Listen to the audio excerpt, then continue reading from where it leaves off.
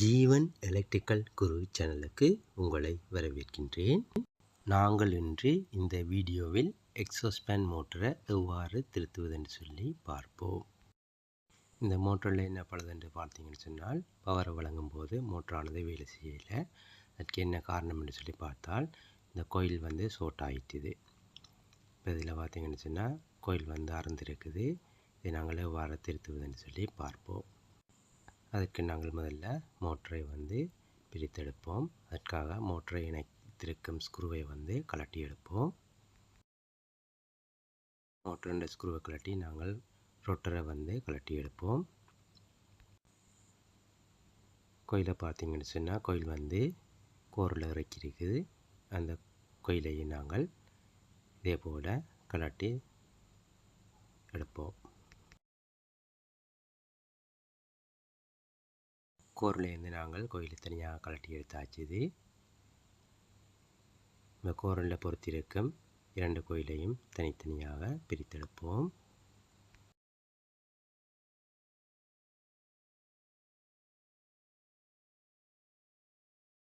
இதே போல் மற்ற கோயிலை நாங்கள் பிரித்தெடுப்போம்.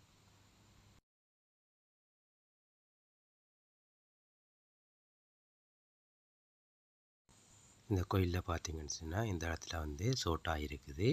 அதனால் சில கம்பிகள் அறந்திருக்குது. நாங்கள் பழைய கம்பியை கலட்டி புதிய கம்பியை எவ்வாறு சுற்றுவதுன்னு சொல்லி பார்ப்போம்.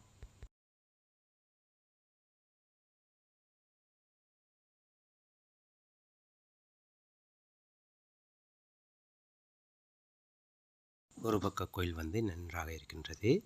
இப்போ ஷார்ட்டான கோயிலை நாங்கள் புதிய கம்பியை வைத்து சுற்றி கோயிலை தயார்படுத்திக் கொள்வோம்.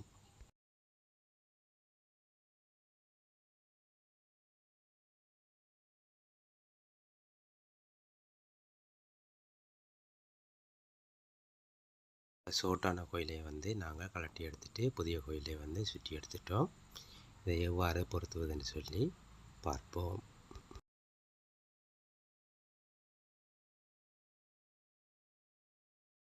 முன்பு கலட்டியது போலவே கோரோட இந்த கோயிலை இதே போல் இணைத்துக் கொள்வோம். அவ்வாறு இணைத்த பவினை மீண்டும் கோருக்குள் இதே போல் பொருத்திக் கொள்வோம்.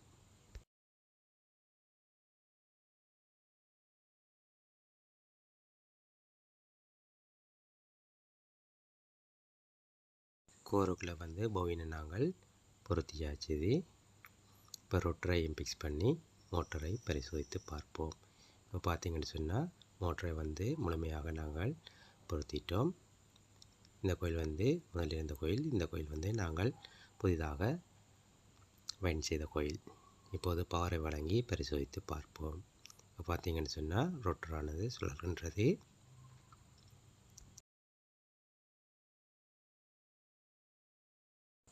இப்போ பவரை வழங்கி பரிசோதிக்கும் போது மோட்டரானது இயங்குகின்றது.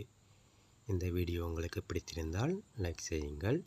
மீண்டும் ஒரு வீடியோவில் சந்திப்போம்.